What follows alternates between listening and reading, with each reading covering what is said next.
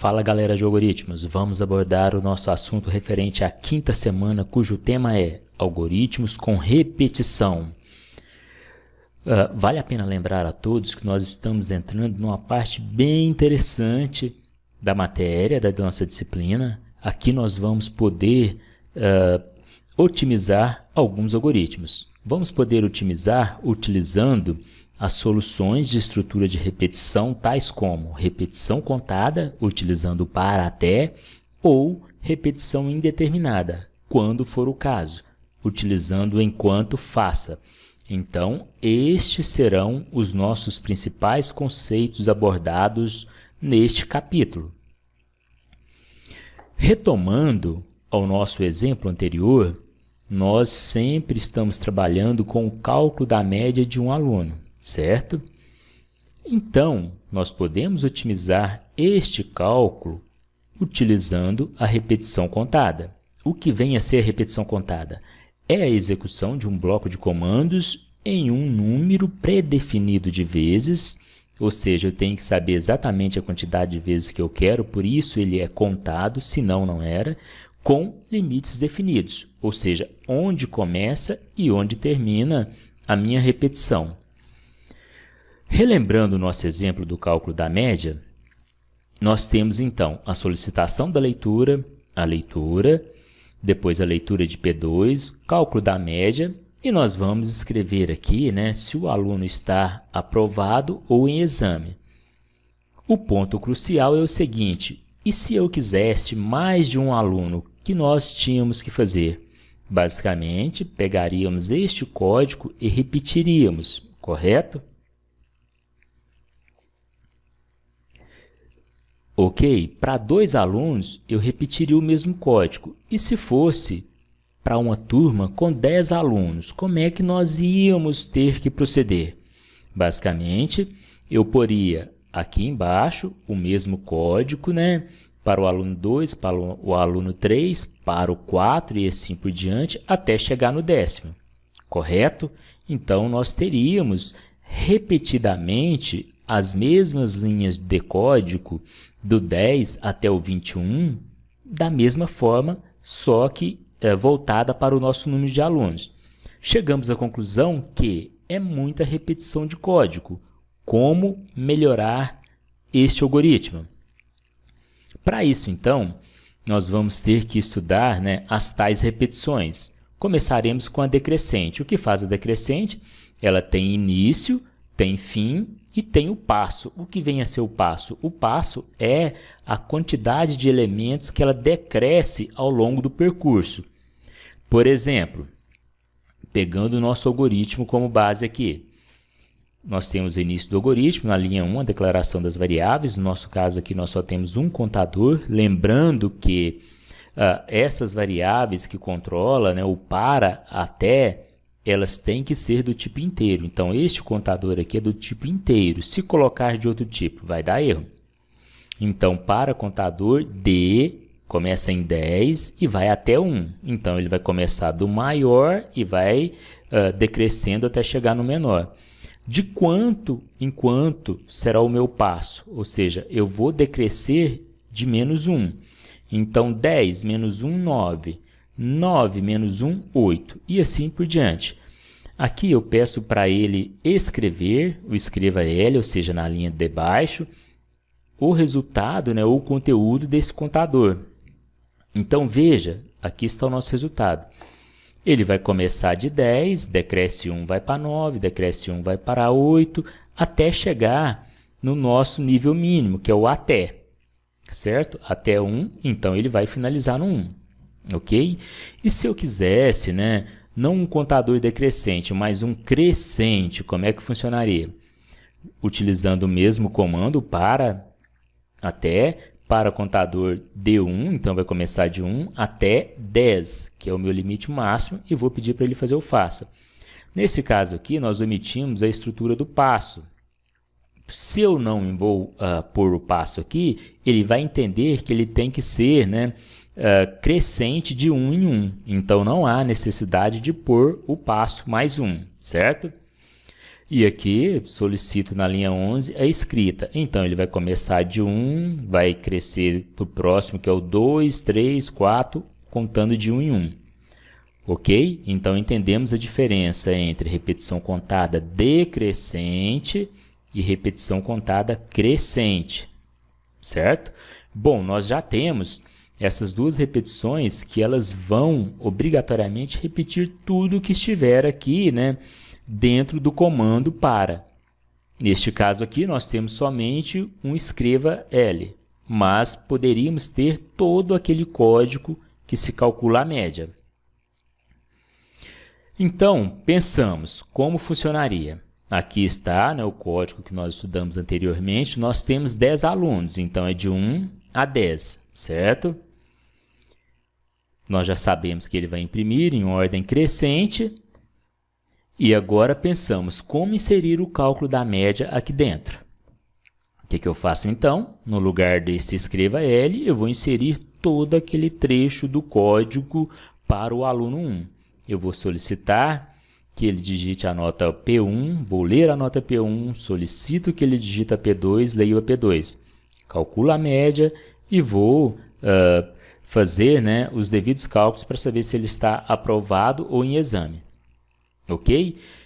Se esse código estiver aqui no lugar da linha 11, certo? Ele vai repetir esse código aqui 10 vezes. Ok? Então, aqui está o nosso exemplo do código em 10 vezes repetindo. Todo aquele trecho, repetindo, então, está dentro do contador para até a quantidade que nós queríamos. Então, vai de 1 a 10 e o fim do para aqui. Os demais comandos vocês já conhecem. Passando para o Visualg, temos então aqui a declaração das variáveis, contador, certo? Que é para manter, né, a nossa estrutura de repetição funcionando, começando de 1 até 10. Por que até 10? Porque nós temos 10 alunos. P1, P2 e média são as variáveis que vinham anteriormente para calcular a média. Então, relembrando, nós pegamos aquele código que nós já havíamos trabalhado anteriormente e inserimos dentro da estrutura de contador aqui. Esse contador, então, é um contador crescente, certo? Então, vamos executar para ver se executa mais de uma vez de fato.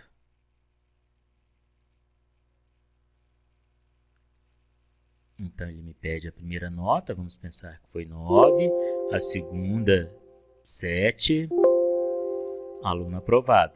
Observa que ele não finalizou o programa, ele passou para o próximo aluno, então, ele me pede a outra nota. Vamos por 4, nota 10 na segunda, aluno aprovado. E assim, ele vai até finalizar. Ao finalizar a digitação, nós teremos aqui, ó, 10 digitações, ou seja, 10 informações dos alunos. Aí, vamos fechar essa janela aqui para a gente olhar, né, o nosso teste de mesa aqui. Quando chegamos aqui no teste de mesa, vocês notam que o contador não está em 10, está em 11. Por quê, né? Porque ele incrementa para depois testar, certo? Então, ele incrementa, passou até o 10º, ok, ele vai rodar até o 10º. E aí, quando for aqui no 11, ele já vai sair fora da nossa estrutura de repetição, ok?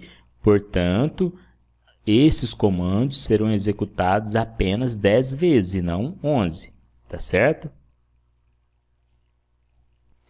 Retornando então à nossa apresentação, nós podemos pensar o seguinte, olha, mas a nossa turma aumentou de 10 para 15 ou de 15 para 20. Seria interessante pedir para o professor da turma, por exemplo, inserir qual o número de alunos que tem na turma dele. Daí, então, o nosso contador iria de 1 até o número de alunos inseridos pelo professor. Como iremos fazer esta atividade? Como podemos pedir que um usuário escolha o número de alunos da turma? Passando aqui para o Visualg, nós temos o exemplo, onde vamos inserir aqui o número de linhas para facilitar, né? Onde aqui na linha 11 é solicitado ao usuário que insira quantos alunos tem na sala. Armazena-se em total de alunos. Total de alunos é de que tipo? É uma variável do tipo inteiro, certo? Aí, a única coisa que vai mudar no nosso comando de repetição é que, ao invés de pôr 10 aqui como sendo o valor máximo, eu vou inserir a variável que armazena o total de alunos. Portanto, o nosso para de contador de 1 até total de alunos. Esse total de alunos pode variar de acordo com a inserção. E o restante continua idêntico. Então, vamos executar aqui. Vamos pensar, para agilizar, que a nossa sala tem 2 alunos apenas. Então, na nota P1, o aluno 1 tirou 9, na P2 tirou 9. Média, obviamente, 9. O aluno 2 tirou 8 e 9.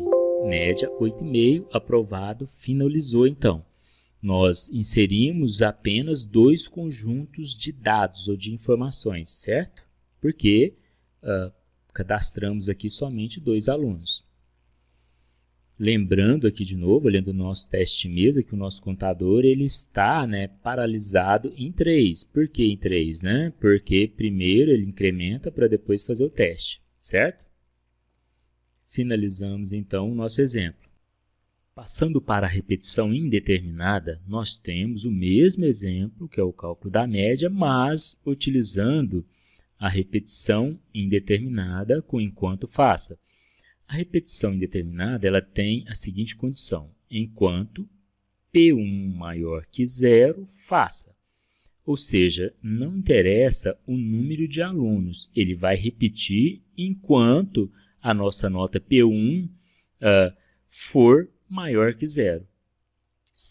Maior ou igual a 0, aliás. Caso eu digite menos 1, vai falhar e ele sai fora do laço de execução. Certo? Vamos passar agora ao Visualg. Digitando aquele código no Visualg, então, nós temos a estrutura a ser repetida, certo? O laço de repetição indeterminado, cuja indeterminação é para P1 maior ou igual a 0. Enquanto P1 for maior ou igual a 0, então ele irá executar este laço. Primeiro ponto, nós temos que solicitar que o usuário digite a nota P1. Leu P1, se P1 for maior que 0, ele vai executar. Se não, ele já finaliza o laço. Vamos lá? Testando. Vamos pôr a nota menos 1. Ele finaliza a execução direta, certo? Vamos executar novamente. A primeira nota P1 será 9. A segunda nota P2, 10. Ele faz a média, dá o seguinte aviso: para encerrar, digite uma nota negativa para P1. Não queremos encerrar, vamos pôr 10 para P1 e 9 para P2. Agora nós queremos encerrar, então digitaremos menos 1, menos 2, vamos pôr menos 7. Ele finalizou a execução. Outra possibilidade da utilização de comandos de repetição indeterminada, o comando para até, é quando nós utilizamos estes comandos para validação ou consistência na entrada de dados. Quando nós desejamos validar uma entrada, significa que ela tem algumas limitações. Por exemplo, eu não quero que a prova P1 seja digitada uma nota menor que 0. Então, nenhum aluno, teoricamente, tira nota negativa em uma avaliação. E, por consequência, a nota dele tem que, obrigatoriamente, não ultrapassar o valor 10. Então, eu quero uma ou outra opção. Caso aconteça, ele vai ter que digitar novamente a nota. Aí, observe o seguinte, aqui nós temos nosso primeiro teste condicional, se P1 menor que 0. O segundo teste condicional é P1 maior que 10, que é a outra condição, que ele tem que repetir.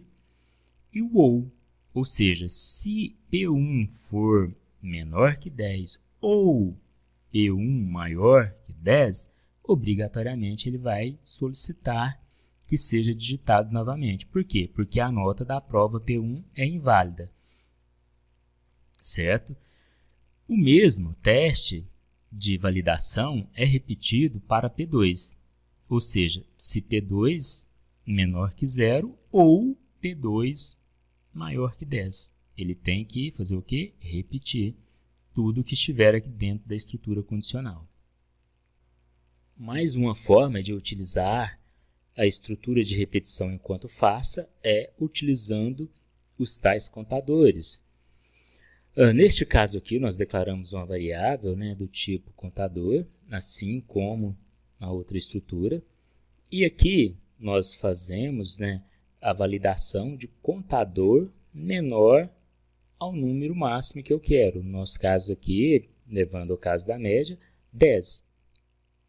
Aí eu vou escrever o contador e, por final, eu vou incrementar esse contador. Por quê? Porque se eu não incrementar esse contador aqui, nunca vai sair desse laço de repetição, certo? Porque o contador vai ser sempre 0 e 0 vai ser sempre menor que 10.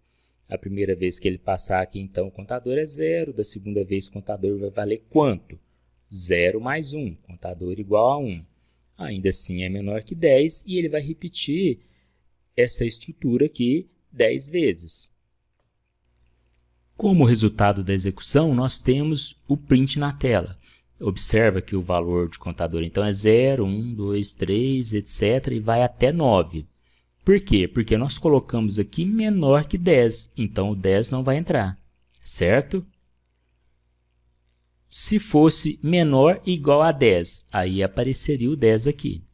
Com isso, então, nós finalizamos, né, a nossa videoaula a respeito do capítulo 5, que é algoritmos com repetição.